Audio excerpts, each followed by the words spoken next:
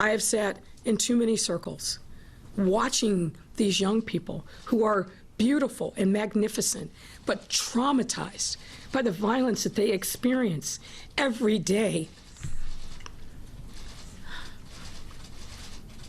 Every day, as residents of our city, we've got to do things differently to change around their fortunes. We owe it to them to do better. Turning now to some expert reaction to the video, as well as reaction from the Toledo family's attorney. Tia Ewing has more on that for us. Tia. Corey and Dawn, two people we interviewed, said the 13-year-old had his hands up when he was shot. One says he complied and should not have been shot by police. Another says it's unreasonable to think the officer should not have fired. Adam, during his last second of life, did not have a gun in his hand. That's the attorney for the family of the late Adam Toledo. The 13-year-old was shot and killed by a Chicago police officer. This is the video released by Chicago police. It's slowed down and zoomed in. Keep watching. Where the red arrows are is where police say Adam had a gun in his hands and threw it down. Please stop! Stop right now! This video from the Civilian Office of Police Accountability shows the officer 2 minutes into the video telling Toledo to stop. Hands! Show me your hands!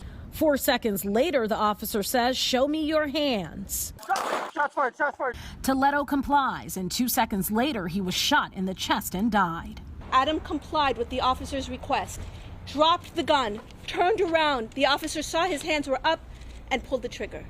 Attorney Adina Weiss-Ortiz says the videos released today still leave plenty of questions. The slow motion version that you're also going to see, it is not clear that he has a gun.